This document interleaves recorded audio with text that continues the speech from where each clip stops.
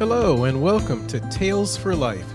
In each episode of this podcast, we'll explore a folk or fairy tale from a different culture or region and discover the life lessons, values, and morals they offer that we can use today. Join me on the journey through the magical and meaningful world of folk and fairy tales.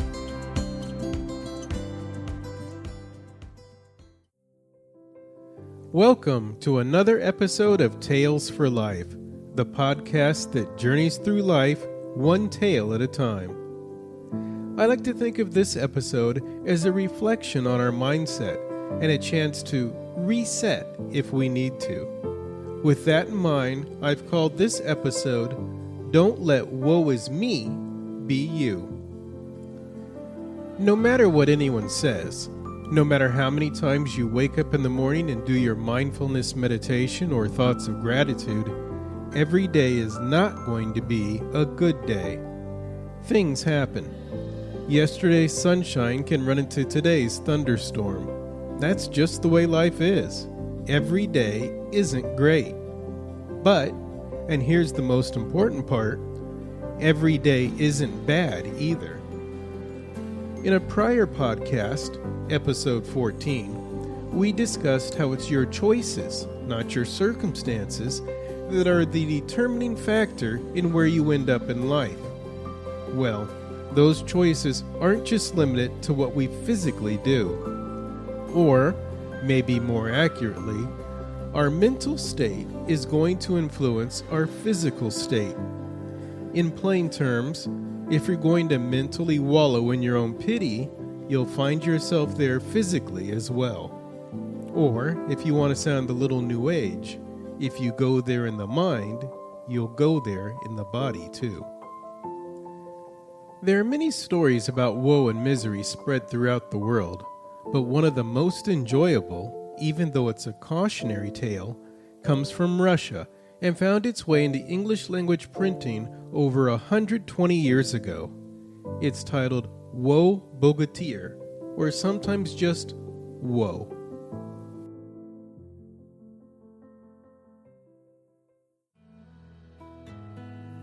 In a small village, do not ask me where, in Russia anyway, there lived two brothers. One of them was rich, the other poor. The rich brother had good luck in everything he undertook, was always successful, and had profit out of every venture. The poor brother, in spite of all of his trouble and all of his work, had none whatever. The rich brother became still richer, moved into a large town, bought a big house, and was a merchant among merchants. The poor brother became very poor, so poor that very often there was no crust even in the izba, the peasant's log cabin, and the children, all forlorn, miserable little things, cried for food. The poor man lost patience and complained bitterly of his ill luck. He had no more courage, and his head dropped heavily on his breast. One day he decided to call upon his wealthy brother for aid. He went and said to him, "Be good, help me, for I am almost without strength." "Why not?" answered the rich man. "We can do such things as that. There is wealth enough. But look here, there is also plenty of work to be done. Stay around the house for a while and work for me." "All right," consented the poor fellow, and at once began to work. Now he was cleaning the big yard, now grooming horses, now bringing water from the well or splitting wood. 1 week passed, 2 weeks passed. The rich brother gave him 25 kopecks, which means only 13 cents. He also gave him a loaf of black rye bread. "Many thanks," said the poor brother humbly, and was ready to leave for his miserable home. Evidently, the conscience of the rich brother smote him, so he called his brother back. "Why so prompt?" he said. "Tomorrow is my birthday. Stay to the banquet with us." The poor fellow remained, but even on such a pleasant occasion the unlucky one had no luck. His rich brother was too busy receiving his numerous friends and admirers, all of whom came to tell him how they loved him and what a good man he was. The rich merchant thanked his guest for their love, and bowing low, begged his dear guest to eat, drink, and enjoy themselves. There was no time left for the poor brother, and he was overlooked entirely while he sat timidly in a corner, quite forgotten and unnoticed. He had nothing to eat, nothing to drink. But when the crowd was ready to say goodbye, before going away, the bright, light-hearted guest bowed to their host and told him many lovely things, and the poor brother did exactly like them. He bowed even lower than they did and expressed more thanks than they. The guest went home singing in their new telegi, the peasants' carts. The poor brother, hungry and very sad, walked along in silence, and the idea came to his mind, "What if I also tried to sing a cheerful song? The people would believe that I too have had a pleasant time at my brother's house, and that I am going home happy like them." The good fellow began his song, and almost fainted away, for he heard quite distinctly someone behind his back keeping tune with him in a shrill voice. He stopped. The voice stopped too. He sang, and the voice continued again. "Who is there? Come out at once!" shouted the poor man, beside himself. Ha! The monster appeared, lank and yellow, almost a skeleton, covered with rags. The poor fellow was afraid, but had the courage to make the sign of the cross and ask, "Who art thou?" I am Bitter Woe. I am one of the Russian heroes, Woe Bogatyr. I pity all weak people. I pity thee too, and want to help thee along." "All right, Bitter Woe, let us walk together arm in arm. I presume there are no other friends for me in this world." "Let us ride, good man," laughed the monster. "I will be thy faithful companion." "Thanks, but on what shall we ride?" "I do not know on what thou shalt ride, but I shall ride on thee." And Woe jumped on the shoulders of the unlucky man. The poor fellow had no strength to throw him off, so he crawled along his way, the long, hard way, with Woe on his shoulders. He could hardly walk, yet Woe was singing, whistling, and switching him all the time. "Why so sad, master?" Woe would ask when the poor man sighed. "Listen to me. I want to teach thee a song, my beloved little song. I am Woe the brave, I am Woe the bold. He who lives with me has his griefs controlled, and when money is lacking, I'll find him gold. Attention, master, thou hast 25 kopecks. Let us go and buy some wine. Let us have a jolly good time." The poor man obeyed. They went and spent all in drink. After this, the unlucky fellow with the faithful Woe on his shoulders came home. His wife was sad, his little children were hungry and in tears, but he, under the influence of Woe and wine, danced and sang. On the next day, Woe began to sigh and said, "I have a drunken headache. Let us drink more." "I have no money," answered the poor man. "Hast thou forgotten my little song? Let us trade the harrow, the plow, the sledge, the telega for money, and let us have a good time." "All right." The poor, weak man had no courage to refuse, and Woe Bogatyr became his master and ruler. They went to a kabak and spent everything, drank, sang, and had a good time. On the next day, Woe sighed again and said to the peasant, "Let us drink, let us have a jolly time. Let us sell or trade everything left, even ourselves." Then the fellow understood that his ruin was near, and decided to deceive the sorrowful Woe. So he said, "I once heard the old people say that behind the village, near the dark forest, there is buried a treasure. Yes, a great treasure. But it is buried under a large, heavy stone, too heavy a stone for one man to move. If we could only remove that stone, thou and I, Woe Bogatyr, could have a good time and plenty to drink." "Let us hasten," screamed Woe. The bitter Woe was strong enough to do harder things than to move stones. They went a roundabout way behind the village and saw the great big stone, such a heavy stone that 5 or 6 strong peasants could never begin to move it. But our poor fellow, with his faithful Woe Bogatir, removed it at once. They looked inside. Under the stone there was a pit, a dark, deep pit. At the bottom of that pit, something was twinkling. The peasant said to Woe, "Thou bold Woe, jump in, throw the gold out to me, and I will hold the stone." Woe jumped in and laughed out loud. "I declare, master," he screamed, "there is no end of gold. There are 20 and more pots filled with it."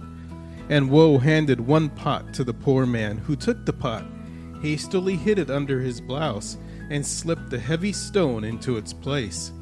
So bitter Woe remained in the deep pit, and the peasant thought to himself, "Now there is the right place for my comrade, for with such a friend even gold would taste bitter." The crafty fellow made the sign of the cross and hurried home. He became quite a new man, courageous, sober, and industrious, bought a grove and some cattle, remodeled the izba, and even started a trade. And very successful he was too. Within a year he earned much money, and in place of the old hut built a fine new log cabin. One bright day he went into town to ask his rich brother, with his wife and children, to do him the favor of coming to a feast which was to be given in the new home. "That's a joke," exclaimed the rich brother.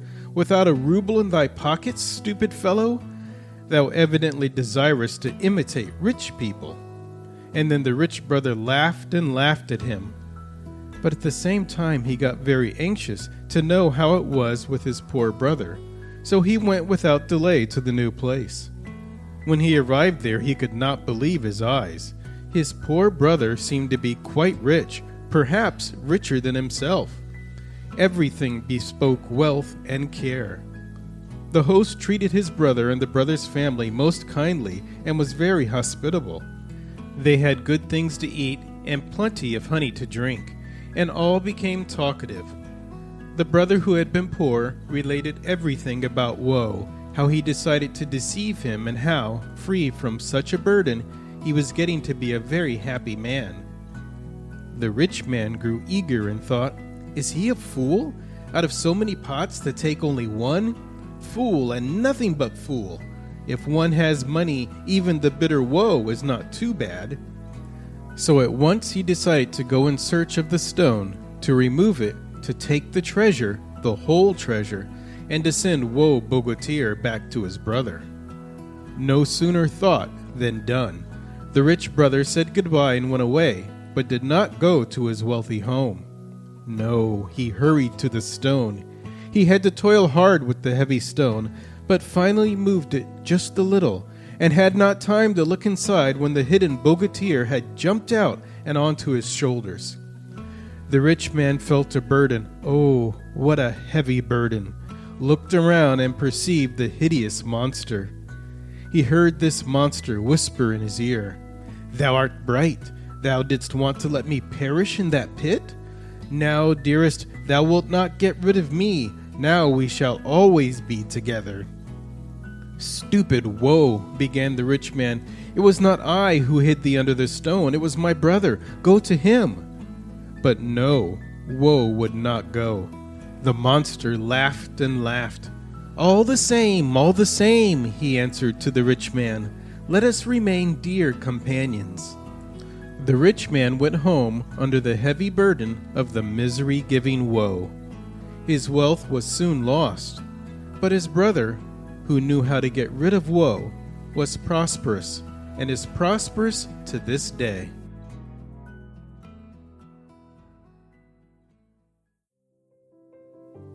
It's a doozy of a story, and, like many cautionary tales, it doesn't have an all-around happy ending. But it's a fantastic tale for us to keep in mind for a lot of reasons. The most obvious is, of course, the dangers of excessive drinking. That's a no-brainer. But let's take one step farther back and look at where it started. There's no doubt that the poor brother had a pretty bad life, but he was getting by, even if barely. His ultimate downfall is when he allows himself to feel miserable about it by comparing himself to others who were better off. And that's the warning signal for us as well. Things may be bad, or even really bad, but it's only when we decide to make ourselves comfortable with our misery, put woe on our back, that we go down the path of no return. And then we get the real tale of woe in this story. The poor peasant gets so wrapped up in his feeling miserable that it consumes him and, literally, everything around him. His belongings and even his body were at risk from wallowing in his perpetual pity party. For many folks, they never pick themselves up. It's very hard to do, especially when always looking at others and comparing what you have or don't have with all they seem to have. But our peasant didn't. In a moment of clarity, he realized that his very life was at stake, and he wanted to do something about it. From that moment, any action is a positive one. Indeed, even before the peasant has claimed his money and reclaimed his life, woe has leaped from his shoulders. From here, it's simply a matter of continued hard work. The poor peasant, who has stopped feeling sorry for himself, who has left woe behind, becomes industrious and in a short time has surpassed his rich brother. There was no magic spell being cast or a wicked spell being broken. The change was from within and wholly embraced. As for the rich brother, he welcomed woe into his life the same way his brother had, by feeling sorry for himself over things he didn't have. Which is a great reminder to us that even those who have a lot or seem to have it all can still let themselves fall prey to woe. As the saying goes, into every life a little rain must fall. The danger comes not in getting wet, but in looking at people who aren't wet and thinking you have no other option but to stay wet. You do. It always takes work to get out of a rut and moving forward. More work than it takes to get into that rut. But we're always better off at the end of the road than the beginning. And some roads aren't even worth going down. If your life is going well right now, keep pushing forward and don't let woe overtake you. If you're going through a rough time, I encourage you to push a little harder and be sure to take action, any action, and keep going. Let someone else carry woe. Your life will be better without it.